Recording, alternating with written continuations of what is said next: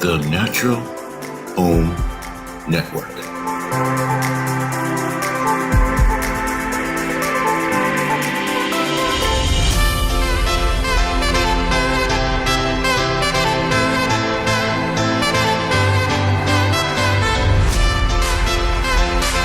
The Natural Home Network.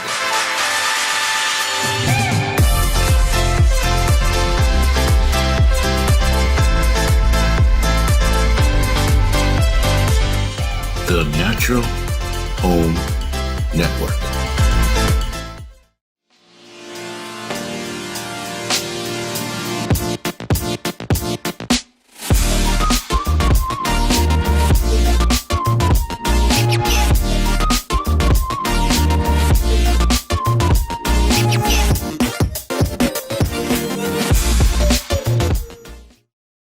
Hello, and welcome to Healing Behind Closed Doors. I am your host, Adrienne Carwheel.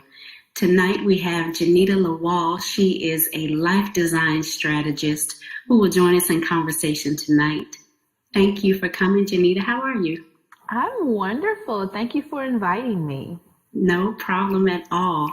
You know, I kind of just want to hop right into it right before we got on this call. All right, well, I'm glad that you're fine with it. Right before we got on this call, I was talking to my daughter, and she typically, in her teenage way, is like, "Hey, Mom, what's next for your show? Or who are you talking to?" And I said, "Well, I'm talking to Miss Jenita." And she said, "Well, what's the episode title?" She's very interested in like technology, and she's very interested she thinks she's the next YouTube sensation. And I'm going to let her go with that, you know. It was ironic that tonight's episode is entitled, "Don't Ask Me What I Want to Be When I Grow Up." And my daughter said, "Mom, that's so right." I said, "I got it from Miss Jenita," because we were talking about just so many things in preparation for the show. And she said, "Mom, you could do it right now. It doesn't have to be later." So I really wanted to open up with that premise of being a life design strategist and how we got here. Like, who told us that we needed to follow this prescription that said, work until you retire within these little confines, twice as hard as our peers as Black women, only to be left unfulfilled. So where do you think women get that premise from, that we should follow this prescription of how to be, particularly professionally? Yeah, I think I will say that for Black women in particular, Black people in particular, part of it is the history, right? Because you go from not being permitted, right, to have certain jobs, to be in certain circles, and you are almost looking over the fence, right, at people who are owning businesses and being doctors and having homes and these other things. And so when you are able to, I guess, join the game, you follow what you thought was the script. Get your education. That's the way, go to college, because then you can get a good job, and you get a good job and you work that good job for 20 years because that's stable income, and you buy the house. Like, so it's like the American dream. But then I think for Black people, it's that respectability dream too, So, and then I will say for me, one of the things that drove me as a single mom, as a Black woman, was I refused to be a statistic. I refused to be your statistic. I refused to have my children be your statistic. And so me buying a home was really driven from proving, right? Me getting my MBA was driven from proving. Me, even in corporate America, like wearing all the hats and excelling at everything was really about proving. So yeah, where does proving get you? It gets you sitting at midnight going, what am I doing? Yeah. I remember, and I will say, for me, mentors And these people who have popped up in my path have been instrumental, because my mentor back in my corporate days, I was in this program called Aspire, and it was for leaders sort of emerging leaders in the company, right? And across the company, it was an international company, they chose 60 people. I was the only Black person. And I remember I contacted HR and I was like, am I the token? I said straight up, am I the token? I was straight up, like, because I was like, if that's the case, I don't want it. She's like, no, blah, blah, blah. And she explained, no, you earned it, blah, blah, blah. And so my thinking was I was going to do what I had to do to be promoted within this company, right? And the mentor that they assigned to me, which I love him, I respected him anyway. Like, he's someone I already looked up to. But he said to me, create your own opportunity. What is it that you do, right? And create your own opportunity around that.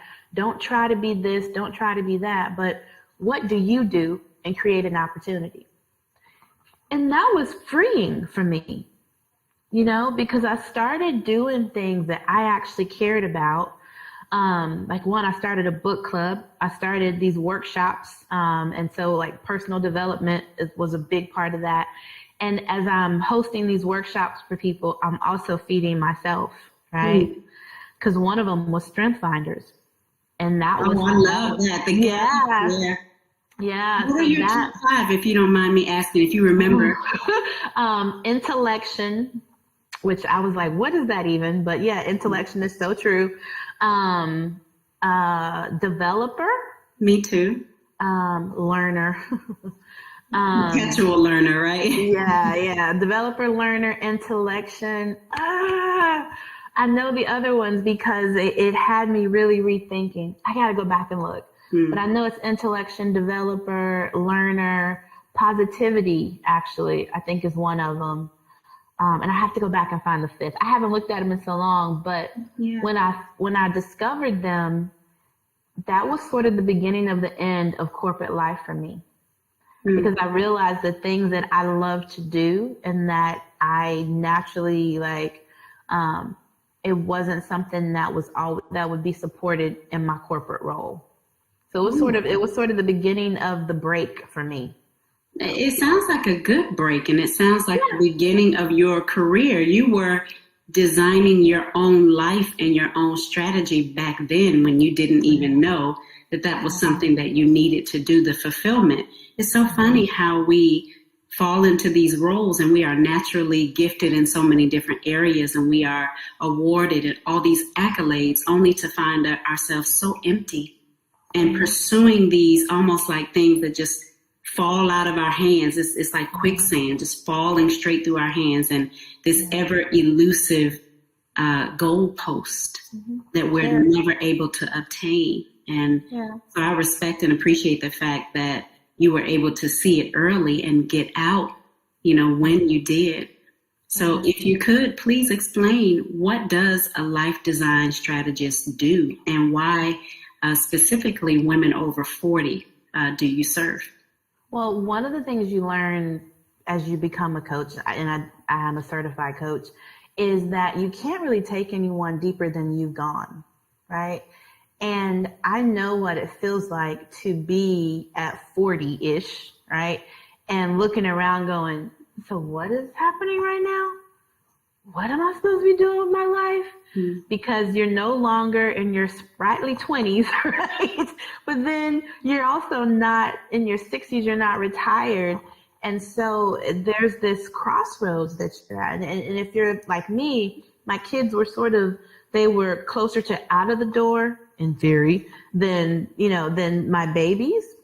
And you realize time is ticking, and so for me, I have a heart for women in that situation. And so I feel like I can relate and speak to them because of that, versus there are things men go through, which there are some similarities, but I don't know that I could speak to the heart of him the way that I can this 40 plus woman. So that for me, that's why. And And I find, so a life design strategist, that is something that I developed through my own coach, me receiving coaching as well, because I truly believe that we are gifted with the ability to create, to design, right? And if you're willing to take up the responsibility, you can design your life, and you want to be strategic in how you do that. And so my goal is to help women 40 plus to look at their lives and begin to create the design that they want to live by and understand the why behind it. I'm really big on getting to root, not just the surface stuff. So it sounds like when you get to the root that you definitely have to address the mindset. There's a shift, definitely, going from the prescription and then the awareness that comes along with somehow all of this is not working out, and then really getting to the heart of who we are, and then being challenged with how to be free to create, how to release yourself from the bondage. And I'm not saying corporate America is bondage for everyone, but for some people, it can be. It can be stifling and it can be limiting. So how does mindset play a role in the success of someone who is looking to design their lives? I would say, so mindset is huge. My clients right now, they have goals, but I don't even start talking about your goals until we begin to deal with mindset, right? Because mindset can stop you from living your best life. Mindset can keep you, like you said, in bondage. And part of that mindset shift is also knowledge of self, because some people are great at a 9-to-5, right? Some people are great within the corporate structure. So you have to know for yourself, does this work for me? How is this serving me? Is this where I fly? And that's okay if it is, right? So the mindset shift is dealing with, one, your willingness to accept responsibility for the choice of your life, right? Because either way, it's a choice and it is your responsibility. So that's the first thing. The second thing is being willing to accept that with every choice, there are positive and negative consequences. Mm-hmm. And so I tell people, make peace with the consequences. So when you make the choice, also make peace with the consequences. And I think if you're willing to do that, then you're ready to begin taking ownership of your life. That seems like a stumbling block in the sense that it is a huge hurdle, at least for me. So it sounds like I need to work on my mindset around just awareness, of what limitations I have and what is possible, I think even in particular, some people have personal tragedy, or they have, situations in their lives where they are limited, like practically. We can talk all day long about living our best lives. And, for people who are watching, like, okay, Jenita, this is fine. We can talk about this in theory, but how do you teach people to overcome tragedy and create steps to respond to life rather than react to what's going on? I don't make light of the trauma that anyone's experienced. I don't make light of that, but part of that journey is I won't say making peace, but understanding that you may never get over it, as people say, right? Or even overcome it, but it's learning how to live with it as part of your life, right? Honoring when those moments come up, but also being knowing the tools to get yourself through the moment, right? Because you do want to honor. But my grandfather passed. Oh my goodness! Now it's been a long time, but there are still moments when this feeling just comes up, or there's something my son does, and it just reminds me so much of my grandpa. And there's this sadness that comes, this longing. So I feel it. I feel the feeling, right? And I honor his memory. And what I've started doing is when that comes up, I share with my boys about the moment, and I share with them about their grandfather, right? That's so a great connection. Yeah, so then it moves from being this sadness to this gem almost. Like, let me tell you about your grandpa, your great grandpa, rather, you know? So it's, I don't make light of anyone's trauma, and it is a journey that will take time, but it's learning how to allow yourself to feel the feeling, but then learn the tools to move yourself forward so that you don't get stuck. Because I think what can happen a lot of times is people get stuck in the feeling, and don't know how to move forward. So, yeah. And I will say, the practicality part of it, you're right. Because for some people, like, for example, the life that I live, I'm able to work online and do everything virtually. Well, there are people, like today I met a woman who's a nurse, right? And she's like, well, I don't know how I would do that. And her husband, I assume he was her husband, works construction, right? And they're like, I don't know how we do that, blah, blah, blah. And so the way that my mind now works, I'm like, oh, have you thought about medical tourism? Because she also likes to travel, right? And she's like, oh, well, I was like, yeah, you can leverage your background, And also I know people who do this part-time. They live here this part. And she's like, oh, yeah, because I have dogs and a horse. So it's, what happens is when you stop focusing on all the limitations and you begin to understand possibility is endless, right? Then you allow that creative ability that we've been blessed with to take over, right? And I tell my clients, don't focus on the how. The how will come, right? But if you tap into that desire, right, and get real clear about your why, right, and the what, the how comes. It is amazing how the things that will come your way, and you're like, what? So it's anyway. So part of it is removing those limitations, not seeing the limitations, but instead seeing the possibility. There's a quote that says, what is it? To look is common, but to see is rare. Right? Yeah. So, yeah. One of my favorite quotes. Yeah. Do you know who said that quote? We might have to look it up later. No, I do not remember. I'm telling you, I love reading. I love quotes because I'm inspired by quotes, but I do not always remember the who. And even when it comes to the Bible, I've never been one of those people that Ecclesiastes 3:13. Yeah. I'm like, somewhere in there it says. Somewhere in there. In the back somewhere. Oh, I hear you. And now I do want to transition a little bit. You were drinking a beverage that may have not been in English. You don't have to hold it up because neither one of us have any sort of sponsorship around that particular beverage. However, you are in a location that is not in America. Is that correct? No, I am currently in the area known as Riviera Maya.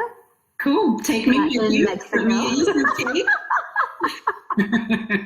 Yeah, so part of one of the things I do, right, because in this life that I've designed, I don't have to be one thing, right? I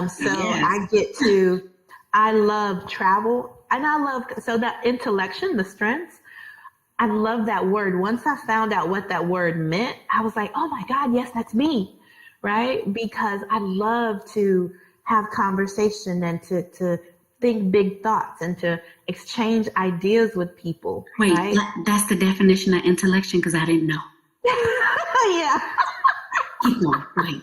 Go ahead. Keep going. But I love it, right? Because so coaching for me is natural. I coach without even, like I have to tell myself, turn it off, sis, turn it off. So coaching is a love, right? And then travel is a love.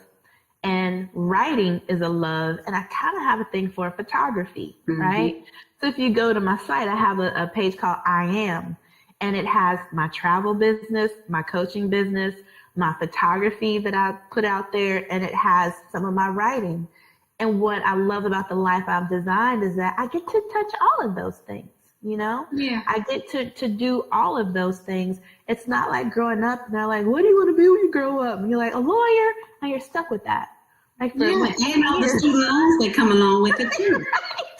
All the debt and all the heartache. It's a lot of attorneys not working these days. Yeah, and you know, when you realize how much doctors pay in student loans and how long they go through like residency and all those things, and you know, kudos to them. But the beautiful thing about the life that I've designed and what I've witnessed from others living abroad is that you can create multiple streams, right, of income based off of, I won't say your passion, because, you know, that whole work in your passion, everything's not going to be a passion. There are some parts to it that are not, but you do have to like what you do. You do have to, there has to be some connection to what you do. And I find that I love, like with the travel, I love creating experiences for people. I actually call myself a travel curation specialist. I love that title. It sounds so sexy. Like, not only am I a life design strategist, but I'm also a travel curation specialist.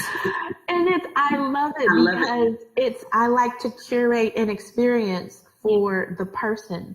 I may have sent one person to this resort, but that might not be a good fit for you, right? So I curate an experience for you. And have you been to all the places that you've sent people to? Like, have you touched it and experienced it and then you come back? Not all, but that's where my background in political science comes in, because I'm a heck of a researcher and I have connections. And so like Costa Rica, for example, I've not been, but I've sent like 3 groups to Costa Rica and a honeymoon couple. And it's because, one, I do very good research and I have resources. As a travel advisor, you have what's called destination specialists at your disposal. So you're not working alone. So I can tap into my destination specialist. And then I also sort of research. And for Costa Rica, I found a private driver who became my like go-to. So like when there was something that happened with the protest, I was like, hey, what's going on? On WhatsApp. And he's like, oh no. And so they're able to give me kind of the on the ground news. Same thing in Jamaica. I have 2 guys that I keep in touch with, and they're my like, cause I was looking at a resort and it looked great online, but I'm like, hey, what do you know about this one? He's like, no sis. So not everywhere, but I love taking these, I call them fam trips, to get my own experience of a place. Because as I'm conducting those, I begin to think about my different clients and who would like what, like, you know, which one would be a great fit based on what I know of them. So it's fun for me.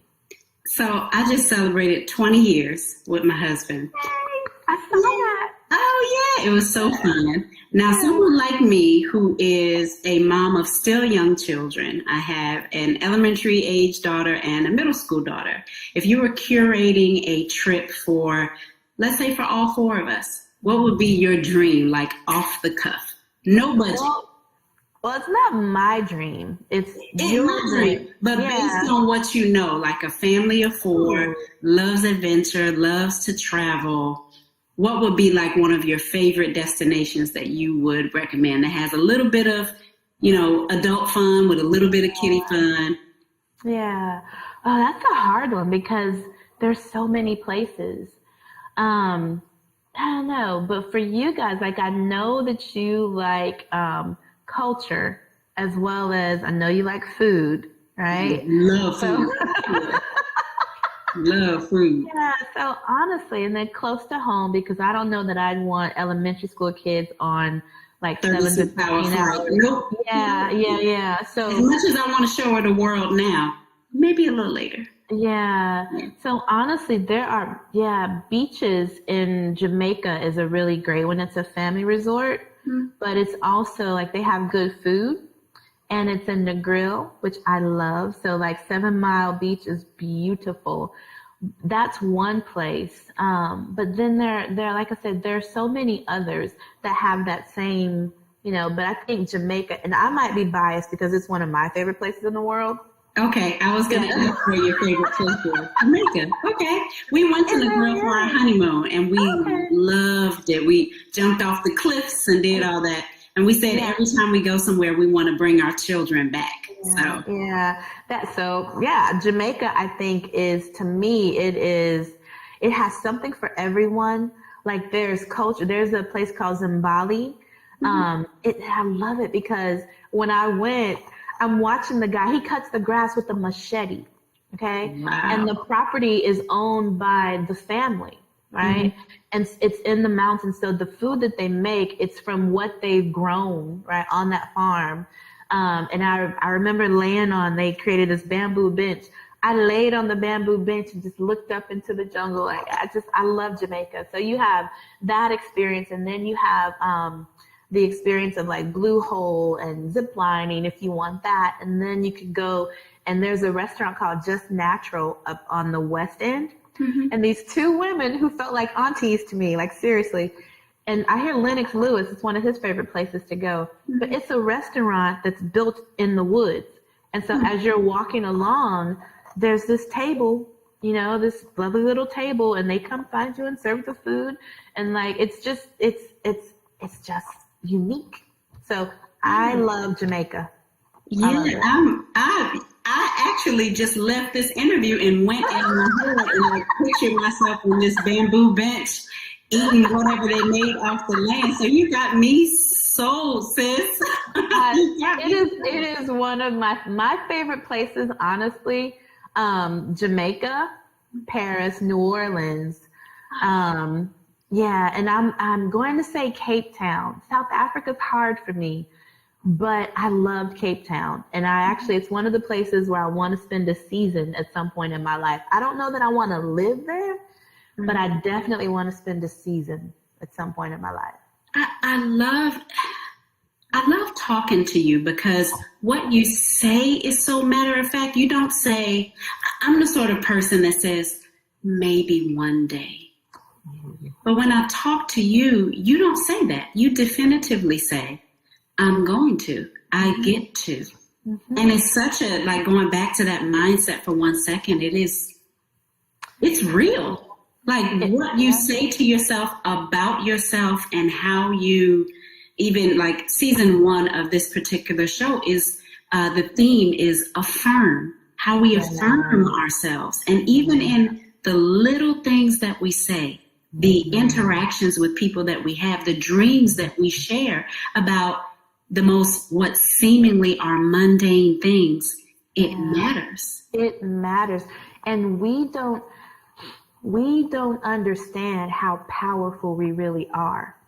We don't understand how powerful the words we speak, even if we keep them in our head, right? We don't understand how powerful those really are. And so part of my own journey has been understanding to speak in the present, because that's really all we have, and to speak in the affirmative. I am, I have, I do. When I create affirmations, or if I'm just, if I'm having one of those days when I'm not thinking and it's not clear, I just sit and I write, I am, I have, like I do. And it's the affirmative, and what that does is it removes something from being this wishy-washy, confusing thing to, they say the universe or God, like, for me, that's God, right? And that scripture about being lukewarm, right? When you're lukewarm about something, you don't really want it. But when you can say affirmatively, I am an investor, it is done, right? And so you speak it in the affirmative and you tie it to that desire. And what ends up happening is, because sometimes, and I'll give you an example. I wrote out my definitive chief aim, or definite chief aim. If you read Think and Grow Rich, you know what I'm talking about. So I wrote it out and it scared me. My dream scared me. Okay. And so I had a meeting with myself and I said, self, you have a belief problem, right? I can see it. The vision is clear. I can see it. I have a belief problem, or had, right? And so I said, okay. Tune in next time for our episode of Healing Habits at Home with Adrienne Carwheel, Wednesdays at 5:30 Eastern Time, right here on KP Media TV.